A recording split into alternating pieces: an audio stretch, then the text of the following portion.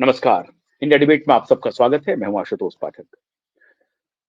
ममता कुलकर्णी के बारे में क्यूवाइब नेटवर्क ने कुंभ के दौरान एक खबर ब्रेक की थी, आपको सूचना दी थी। आपको, जो हमारे दर्शकों ने पहले देखा होगा, उनको कुछ ना कुछ तो याद होगी। लेकिन आज मैं आपको तफसील से बताने जा रहा हूं। फैन ऑन कर दो। ममता कुलकर्णी एक बड़े मिशन पर है। हमने उस वक्त भी कहा था। आज आहिस्ता आहिस्ता ममता कुलकर्णी क्या कर रही है भारत में, वो खुद से ही स्वीकार करना शुरू कर दी है। क्यूवाइब नेटवर्क ने पहले कहा था कि ममता कुलकर्णी आखिर में कुंभ को ही क्यों चुना, और यकाएक महामंडलेश्वर बनने की बात, यकाएक सनातन बनने की बात, संन्यासन बनने की बात, सनातनी बनने की बात ममता कुलकर्णी के मन में कैसे आ गया? कैसे ममता कुलकर्णी को दुबई की चमकती दुनिया से विरक्ति हो गई? कैसे ममता कुलकर्णी को मुंबई की चमकती दुनिया, बॉलीवुड की चमकती दुनिया से विरक्ति हो गई? हो सकती है, बहुत सारे लोगों को हुआ है। विनोद खन्ना जी को भी हुआ था, और ऐसे बहुत सारे लोग हैं जो आखिर में संन्यास ले लेते हैं। इनको विरक्ति हुई होगी चमकती हुई दुनिया से। लेकिन ये विरक्ति का ये कारण नहीं है। हमने पहले भी बताया था आपको। कुलकर्णी के ऊपर आरोप लगा कि पैसे दे करके इन्होंने किन्नड़ अखाड़ा ज्वाइन किया है, और पैसे दे करके महामंडलेश्वर ये बनी है। अब 10 करोड़ रुपया दिया कि 25 करोड़ रुपया दिया, भगवान जाने। इसको लेकर के बहुत विवाद हुआ कि ममता कुलकर्णी ने पैसे दे करके महामंडलेश्वर वो बनी है और किन्नड़ अखाड़ा को ज्वाइन किया है। और उस वक्त क्यूवाइब ने कहा था कि उन्होंने किन्नड़ अखाड़ा क्यों ज्वाइन किया, किन्नर अखाड़े में जाने के पीछे की साजिश क्या है। क्यूवाइब ने बताया था कि जब महिला संन्यास की अखाड़ा अलग से है, तो फिर किन्नर अखाड़े में जाने की क्या आवश्यकता है। और ये सवाल अब पूरा मौजू हो गया, और इस पर एक प्रकार से ममता कुलकर्णी ने खुद ही मुहर लगा दी कि हाँ, मैं एक विशेष मिशन के तहत आई हूं और महामंडलेश्वर बनने आई हूं। खास मिशन के तहत महामंडलेश्वर ही मुझे बनना है। अब मिशन का उन्होंने धीरे से चाल चली। चाल क्या चली उन्होंने, क्या चला उन्होंने?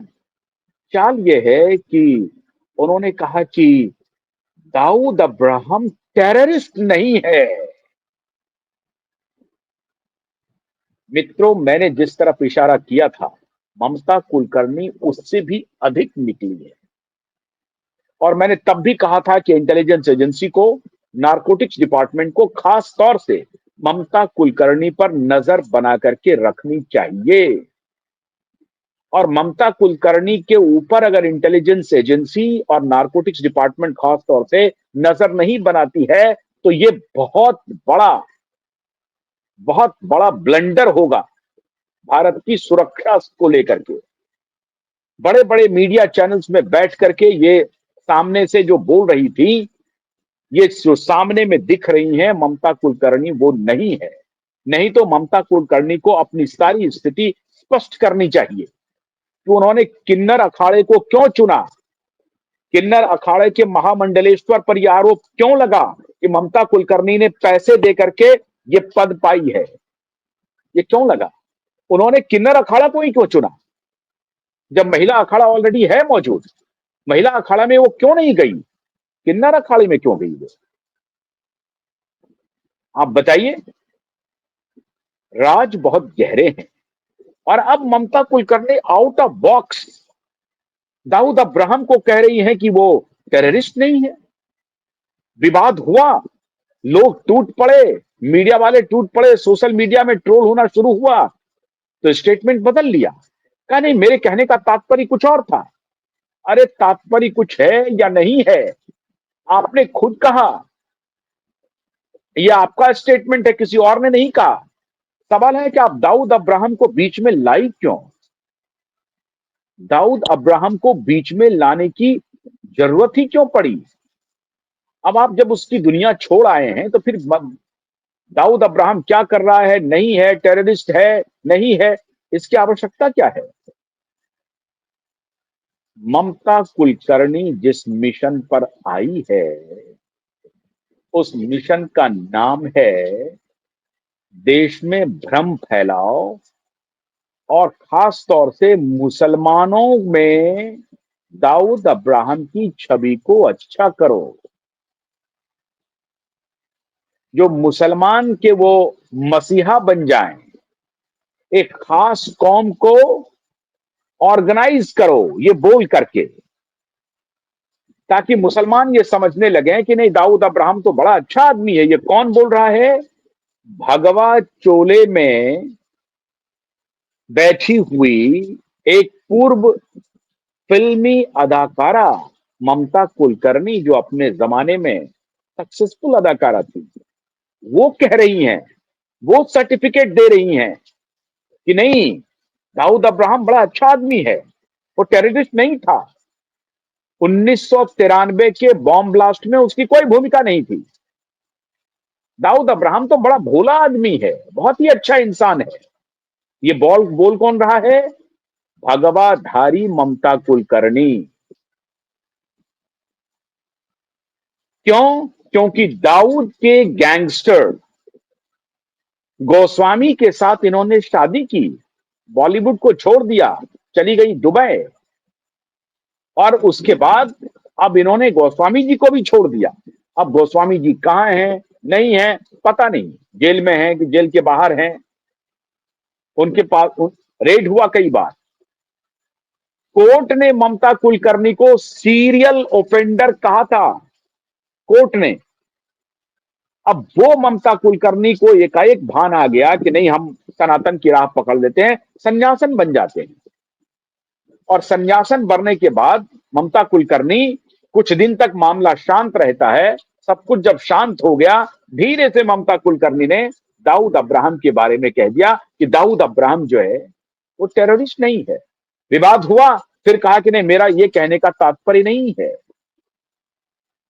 मित्रों, 2 दिन पहले भारत सरकार का एक बहुत जबरदस्त एक्शन हुआ है, जिसमें दाऊद के बहुत बड़े स्लीपर सेल, ड्रग कार्टेल का बड़ा हिस्सा, 4 लोग गिरफ्तार किए गए हैं गोवा के एक लग्जरी रिजॉर्ट से। उसमें दानिश मार्चेंट, जो दानिश चिकना के नाम से मशहूर है, वो, उनकी पत्नी और 2 और एड गिरफ्तार हुए हैं। और ये सब ड्रग कार्टेल के बड़े हिस्सा हैं।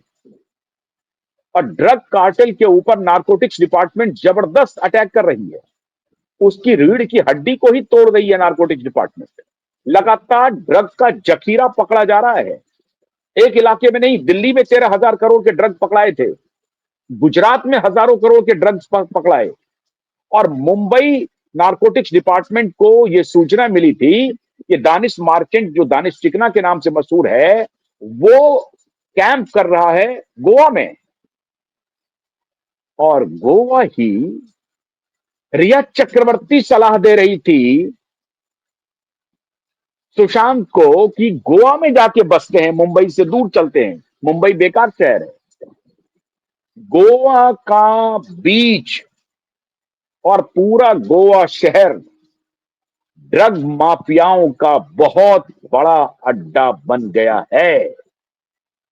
नशे का कारोबार वहां उफान पर है। खाली शराब सिगरेट नहीं, प्रतिबंधित नशीले पदार्थ का उपभोग गोवा में उफान पर है। इस लड़की ने अपने नए बॉयफ्रेंड का भी ब्रेन वॉश कर दिया, और वो मुंबई में बसने के बजाय गोवा में 50 करोड़ का बंगला खरीद लिया। अब ये उसके बंगले में आना जाना इनका लगा हुआ है। और ये यात्रा करती हैं स्पेशल परमिशन से, तो थाईलैंड जाती हैं और श्रीलंका जाती हैं, उसके बाद कहां जाती है भगवान जाने। लेकिन थाईलैंड और श्रीलंका इनके निशाने पर होते हैं। थाईलैंड और श्रीलंका ड्रग का सबसे बड़े बाजार में से एक है। अब समझ में नहीं आ रहा है कि रिया चक्रवर्ती को थाईलैंड में कौन सा असाइनमेंट मिल रहा है, श्रीलंका में कौन सा असाइनमेंट मिल रहा है। असाइनमेंट के नाम पर ये थाईलैंड की यात्रा करती है, असाइनमेंट के नाम पर ये श्रीलंका की यात्रा करती है, गोवा में ये बसना चाहती है। गोवा में बहुत सारे लोगों के बसने की इच्छा होती है। मैं ये नहीं कह रहा हूं कि सारे नशेड़ी हैं, अच्छे लोग भी वहां जाकर के बस रहे हैं, अच्छे लोग भी अपना आशियाना बना रहे हैं, लेकिन गोवा ही क्यों? क्योंकि गोवा में ड्रग ट्रैफिकिंग बड़ी आसानी से हो सकती है। आसानी का तात्पर्य क्या है? रोड मार्ग से भी हो सकती है, एयर मार्ग से भी हो सकती है, और समुद्री मार्ग से भी हो सकती है। जो चीज की डिलीवरी, जिस चीज की डिलीवरी गुजरात में नहीं होगा, कच्छ में नहीं होगा, मुंबई में नहीं होगा, गोवा में हो जाएगा। बड़ा आराम का है। याद कीजिए, गोवा पर तो सबसे पहले समुद्री मार्ग से आया भाई, डच का शासन रहा वहां पे, फ्रेंच का शासन रहा, और हाल तक रहा, आजादी के कुछ दिन पहले तक रहा। तो गोवा तो एक सेफ टेरिटरी है इन फॉरेनर्स के लिए, इन ड्रग माफियाओं के लिए। और इसी गोवा से दानिश मार्चेंट, जिसे आप दानिश चिकना कहते हैं, उसकी गिरफ्तारी हुई है। और इसी गोवा में दाऊद का पूरा कार्टेल चल रहा है। आप ये कह सकते हैं कि ड्रग की जो राजधानी है वो गोवा है, और बड़ी सफाई से वहां पूरे देश में इसकी सप्लाई चल रही है। ड्रग की राजधानी सिर्फ अकेले मुंबई नहीं है। ये और बात है कि दिल्ली में 13,000 करोड़ का ड्रग पकड़ा गया। तो ये ड्रग कार्टेल को लेजिटिमेसी देने का काम कर रही है अब ममता कुलकर्णी। और ममता कुलकर्णी धीरे धीरे आईवॉश कर रही है कि एक भगवाधारी महिला अगर ये बोलेगी कि नहीं, दाऊद अब्राहम टेररिस्ट नहीं है, तो लोगों के मिजाज में तो जाएगा, नहीं कुछ ना कुछ तो मुस्लिम आबादी में तो निश्चित रूप से जाएगा। अरे भाई, वो देखिए, भगवाधारी तो वो कह रही है कि दाऊद अब्राहम टेररिस्ट नहीं है। दाऊद को क्लीन चिट देने के मिशन पर महामंडलेश्वर बनाया गया है। ये पूरा का पूरा जो षड्यंत्र चल रहा है वो ये है कि ड्रग कार्टेल की तरफ से लोगों का दिमाग हटाया जाए, और जो गांजा लोग पीते हैं ना, तो गांजा में नए प्रकार के चरस चरस का और बीड्स का या और जो प्रकार के जो ड्रग हैं उसका इस्तेमाल करवाया जाए, मतलब सनातन में भी नशेड़ी हो जाए, क्योंकि उनको लगता है कि यहां जबरदस्त नशा होती है। और ये बात सही है, कुछ अखाड़े के लोग तो नशा करते हैं, खूब झूम के नशा करते हैं। गांजा तो समझिए कि भयंकर पीते हैं, स्मोकिंग बहुत जबरदस्त है। तो अगर उस वर्ग में हम कोई ड्रग लेकर के पहुंच जाएं तो हमारे खरीदार भी बढ़ जाएंगे, भगवा ड्रेस में कोई पकड़ेगा भी नहीं, महामंडलेश्वर भी हो जाएंगे और किन्नर हो जाएंगे साहब। महामंडलेश्वर में नहीं जाएंगे, हम किन्नर हैं, तो हम तो हमारे ऊपर वैसे भी हाथ लोग नहीं डालेंगे। किन्नर के महामंडलेश्वर है, किन्नर हमारे लिए सामने खड़ी हो जाएंगी। प्रोटेक्शन शील्ड तैयार करके पूरी योजनाबद्ध तरीके से ममता कुलकर्णी ने संन्यास का नाटक किया है, और किन्नर अखाड़े में जाकर के पैसे देकर के महामंडलेश्वर बनी है। सच्चाई ये है मित्रों। और इसीलिए वो धीरे धीरे अब वो सारा काम करेगी जिस मिशन पर ममता कुलकर्णी है। ममता कुलकर्णी को आप किसी भी सूरत में भोली सूरत वाली न समझें। ममता कुलकर्णी एक बड़े मिशन का छोटा हिस्सा है। ममता को हो सकता है ये टारगेट दिया हो कि आप जाइए, सनातन में घुसिए, वहां भगवा कपड़ा पहनिए, उसके बाद आपका एक्सेस बढ़ जाएगा। और जब एक्सेस बढ़ेगा तो उसको नशेड़ी बनाइए, क्योंकि वहां नशे का सेवन होता है। तो उस पूरे ग्रुप को नशेड़ी बनाने के मिशन पर है, और ड्रग के बाजार को एक्सपैंड करने के मिशन पर है ममता कुलकर्णी। और इसी बहाने इस तरह का बयान देकर के कभी बोल देगी कि दाऊद अब्राहम टेररिस्ट नहीं था, उनको फंसाया गया और इस तरह से नैरेटिव शुरू हो गई। ममता ने कहा अगर ममता के खिलाफ पूरा ट्रोल शुरू नहीं हुआ होगा हो गया होता, इसकी भद नहीं पिट गई होती, तो धीरे धीरे देखते कि ये मामला मीडिया में लोग जाकर के इनका इंटरव्यू कर रहे हैं कि आपने कैसे कहा दाऊद अब्राहम टेररिस्ट नहीं है, और ये उसको ठीक तरीके से बताती भी कि नहीं नहीं मैं तो आप मिली हैं, नहीं मैं तो नहीं मिली हूं। लेकिन फिर आपको कैसे लग रहा है कि वो आतंकवादी नहीं है? मुझे ऐसा लगता है उनको फंसाया गया है। और इस तरह से कुछ ना कुछ करते कराते ये ट्रोलिंग शुरू हो जाती मीडिया में और उनकी पोजिशनिंग हो जाती कि नहीं वो he is not a terrorist. इसी एजेंडे के लिए ममता कुलकर्णी को तैयार किया गया है और ममता कुलकर्णी धीरे धीरे अब उस एजेंडे पर काम कर रही है। मित्रों, मोदी सरकार ड्रग कार्टेल पर लगातार कुठाराघात कर रही है और इसीलिए मोदी सरकार को यह समझ में नहीं आ रहा है कि इसका एक छोर किधर है, दूसरा किधर है। एक तरफ तो बॉलीवुड है, दूसरी तरफ अब इसमें संत में पेनिट्रेशन है। पंजाब का जो पूरा इलाका है वो पूरा ड्रग के जाल में फंसा हुआ है। बड़े पैमाने पर वहां तस्करी हो रही है। बड़े बड़े पुलिस वाले, आईजी, डीआईजी स्तर के पुलिस वाले उस रैकेट में इन्वॉल्व हैं। अभी पंजाब में डीआईजी भुल्लर के यहां से करोड़ों का कैश प्राप्त हुआ है और वो सब कार्टेल ड्रग के ट्रैफिकिंग में इन्वॉल्व हैं। पुलिस के संरक्षण में सब धंधा चल रहा है। मुंबई पुलिस के बहुत सारे ऑफिसर इस ड्रग रैकेट में इन्वॉल्व हैं। नेता इसमें इन्वॉल्व हैं। ठाकरे परिवार पूरा इसमें इन्वॉल्व है और सबके प्रमाण हैं, सबके जांच पड़ताल हो रहे हैं। तो बड़े नेता, बड़े पुलिस ऑफिसर, एडमिनिस्ट्रेशन के भी ऑफिसर, बॉलीवुड और इंटरनेशनल अंडरवर्ल्ड, इस सबकी मिली भगत से पूरा ड्रग का कारोबार चल रहा है और उसकी अब नई खिलाड़ी बनी है ममता कुलकर्णी। तो ममता कुलकर्णी के बयान को आप हल्के में मत लीजिए। ममता कुलकर्णी एक विशेष मिशन पर मौजूद है। वो किसी भी तरीके से अपने मिशन में कामयाब होंगी। अब धीरे धीरे उनका ये रूप आपको देखने को मिलेगा। जब इनको काउंटर होगा तो ये पीछे हट जाएंगी। नहीं तो आप कल्पना कीजिए कि आउट ऑफ ब्लू क्यों उन्होंने नाम लिया दाऊद अब्राहम का। क्या आवश्यकता थी दाऊद अब्राहम के नाम लेने की? जरूरत क्या थी? और वो कहती कि हमारे सब चीज का जांच कर लीजिए आप, मैंने सब कुछ की तिलांजलि दे दी है। एक अटैक हुआ, एक किन्नर अखाड़े में से किसी एक मंडलेश्वर के ऊपर अटैक हुआ, विवाद हुआ तो इन्होंने वापस कर दिया कि मैं मुझे नहीं बनना है, हम जा रहे हैं वापस। फिर कहीं से तिकड़म करके फिर ये महामंडलेश्वर बन गई। आखिर कारण क्या है? किसकी बैकिंग है इनके साथ?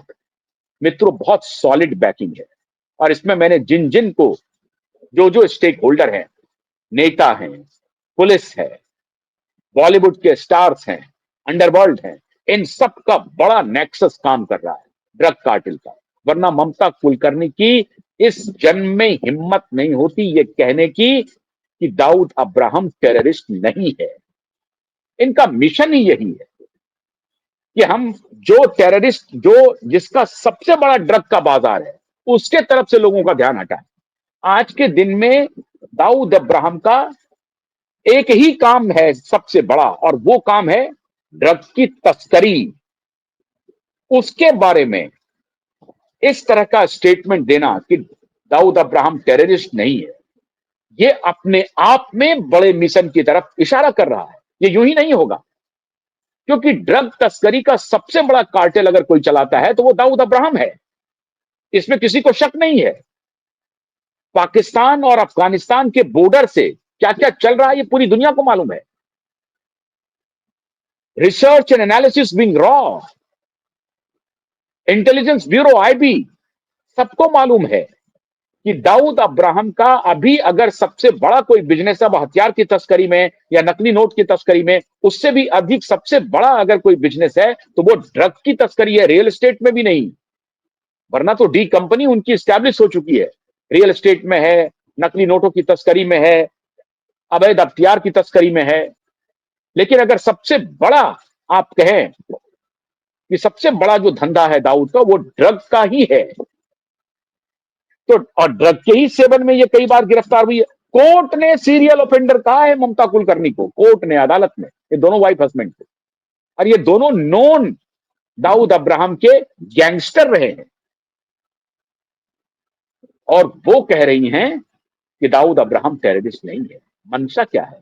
मंशा है कि दाऊद को धीरे धीरे रिफाइन करना, जैसे एक जमाने में शरद भाई पवार करते थे। शरद भाई पवार लंदन से दुबई जाते थे उनसे मिलने के लिए, और उनसे मिलकर के फिर वापस लंदन जाते थे और फिर लंदन से भारत आते थे। तो ऐसा नहीं है कि खाली उद्धव ठाकरे का बेटा इसमें इन्वॉल्व है या उद्धव ठाकरे का परिवार इसमें इन्वॉल्व है।